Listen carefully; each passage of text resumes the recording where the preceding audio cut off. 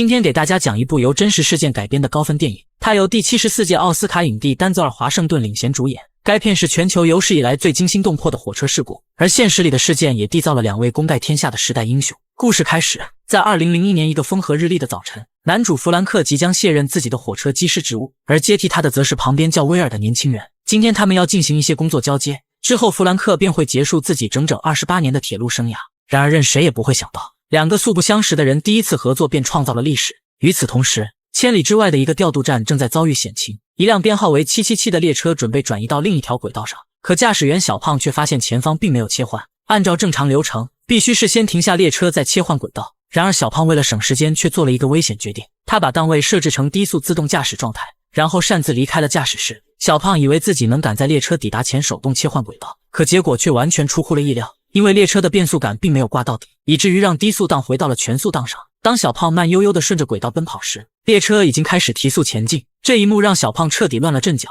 意识到列车才刚刚加速，于是他赶紧迈着矫健的步伐追赶，试图想重新上去控制列车。虽然最终抓住了扶手，可就在上去时还是出现了意外，小胖脚下一滑，重重地摔在地上，而他也只能眼睁睁地看着777自动离开。随后小胖急忙来到调度中心汇报情况，不过他却谎称自己设置了独立刹车，因此列车的速度不会超过25英里每小时。主管康妮听后松了口气，庆幸这个速度完全在可控范围，他没有过多的责怪小胖，但却命令他赶紧开车去追。紧接着康妮给下个站点的杰德打去电话，并让他立即前往777的必经之路切换轨道，这样就能保证列车会驶进一条废弃的路线。虽然康妮迅速安排了截停计划，但他并不知道列车的真实速度。就当杰德赶到指定地点后，才赫然发现自己已经来晚了。同一时刻的小胖也匆匆赶了过来，但他们也只能大眼瞪小眼，面面相觑。杰德连忙打电话通知了康妮，得知情况的康妮也意识到车子不是低速，于是让小胖接电话坦白实情。这时的小胖也不敢再做隐瞒，不得不承认777其实是一辆全速列车。听到这里的康妮惊恐万分，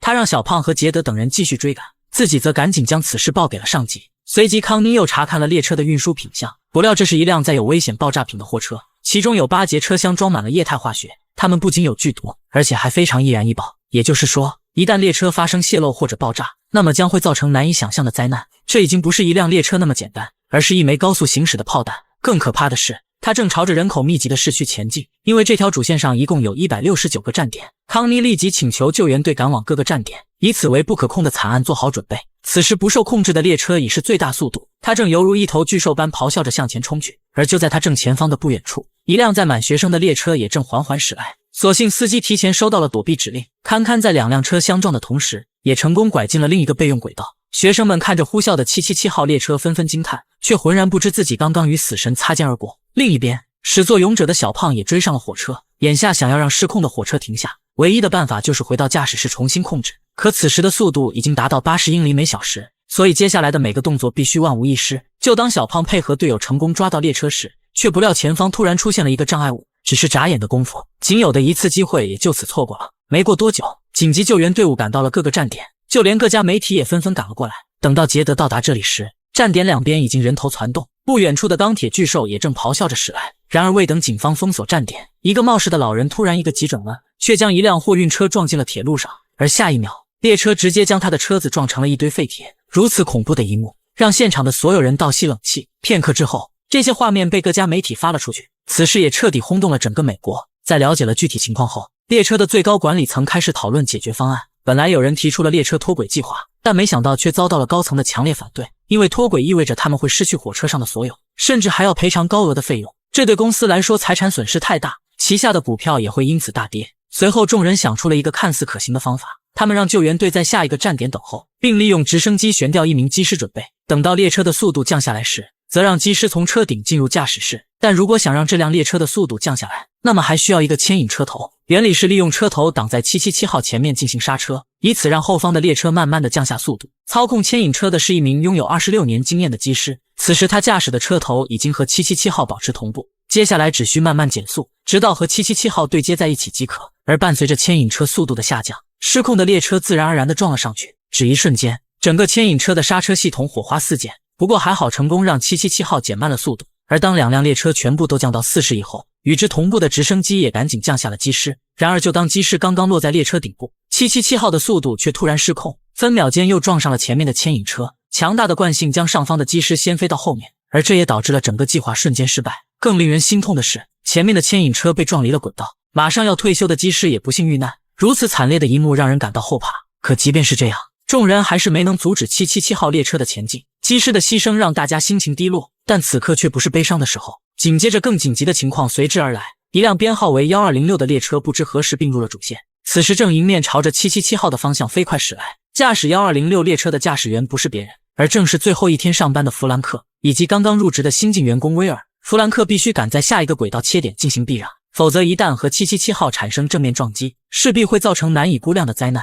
通过和总部沟通，弗兰克知道了事情的前因后果，也明白了现在的情况有多棘手。而就在两车即将相撞之际，弗兰克却突然开始减速。新手威尔见状有些不解，弗兰克则解释，如果速度太快，那么列车切换路线后容易脱轨。讲到这里，提醒大家看视频时也要保护眼睛，别让眼睛太过疲惫。要是视频看多了，不妨试试左下角汽水音乐里的听抖音功能，支持锁屏播放自动连播，无论是听剧还是听解说都超方便。摸鱼上班两不误，还能让眼睛好好休息放松，赶紧去体验一番吧。与此同时，777号也快速驶了过来。在这惊险万分的时刻，弗兰克驾驶的列车终于成功进入了另一侧。然而因为1206挂载的车厢过多，以至于让最后一节没能成功避过。只一瞬间，777号强大的冲击将其撕成了碎片。好在最后一节车厢是空的，所以并没有引发特别的状况。可接下来777号将要路过人口密集的城镇，而这也是对营救队伍的最后一次考验。为了避免更大的危险发生，高层领导不得不做了一个艰难决定，那就是利用移动式脱轨装置，让777号列车在第一个小镇的郊外脱轨。而当弗兰克得知了这个消息后，他却对此嗤之以鼻。列车的重量大概有1000万吨，所以现在的装置根本无法阻挡这个惯性。不经意间，弗兰克看到777尾部的连接器是打开的，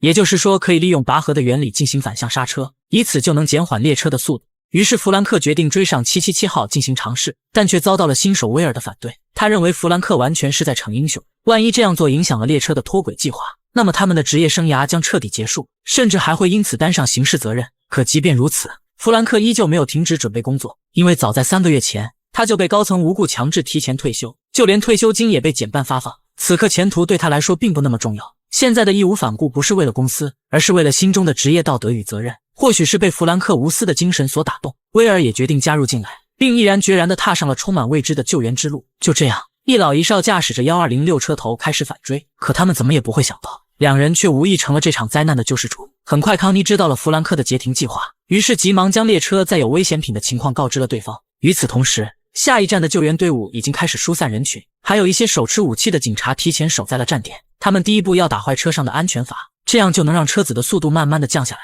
可安全阀就在油箱的上方，如果手抖没有击中目标，那么可能还会导致车子产生爆炸。令人遗憾的是，武器很难在毫秒间击中安全阀，因此这个方法失败了。好在前方还有高层安排的第二步，只要列车经过移动式脱轨器，也能让这场灾难止步于这个小镇。这是阻止列车前进的最后一个办法，当然也是最坏的一个方法。不过大家显然小看了这辆钢铁巨兽，正如弗兰克所说，脱轨器根本无法阻挡列车。只一瞬间，777号就以极快的速度摧毁了所有脱轨器，并犹如切豆腐一般碾碎了所有障碍。恐怖的场面也震惊了全国上下，眼看着各种方法都不行，高层只能把希望放在了弗兰克和威尔身上。不过现在的时间十分紧迫，因为再过2个站点就到了人口密集的市区，必经之路上有一个弧度很大的弯道，按照正常行驶速度，列车必须保持在25才能安全通过。但777号的速度已经远远超过了这个数值，也就是说777号列车不可能会通过弯道，也必然会直接发生脱轨侧翻下去，届时这座数万人口的小镇也会被夷为平地。在时间越来越紧急的情况下，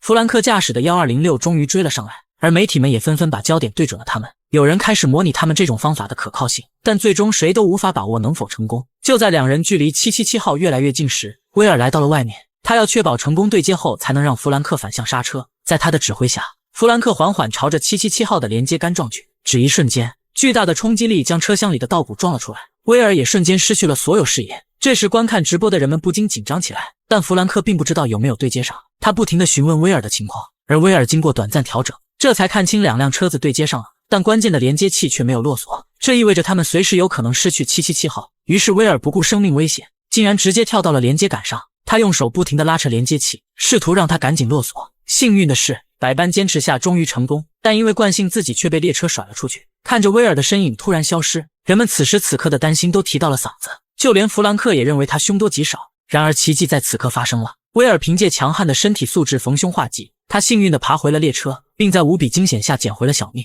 虽然这次脚部受到了创伤，但连接的任务总算是完成了。当威尔顺利地回到驾驶室之后，两人将重心放在了最后的一个站点，也就是最关键也是最危险的大型弯道。弗兰克心里清楚，如果想要安全地渡过弯道，单靠1206的拉扯显然不够。虽然已经大大减缓了整体速度，但想要降到25英里每小时根本不可能。而就在弗兰克陷入绝望时，威尔却提出了一个关键点：既然每节车厢上都有独立刹车，为何不跳过去将它们全部打开呢？如此一来就能拉低整个列车的速度。这下让弗兰克又看到了希望。现在只要将777号后面的几节打开独立刹车，然后再利用1206车头的反向拉扯，那么必然可以达到最大强降速的效果。事不宜迟，弗兰克果断将驾驶位让给威尔，自己则冒险前往777号列车进行手动刹车。这一举措牵动了全国人民的心，大家都纷纷祈祷弗兰克能够顺利完成。随着后面几节车厢的刹车系统启动，整个列车的速度果真降了下来。而此时距离大型弯道也越来越近，弗兰克只能不停歇地跳向一个个车厢。看到速度已经接近25英里每小时，威尔则启动了1206车头的反向刹车，但没想到产生的作用力却直接导致了刹车崩坏。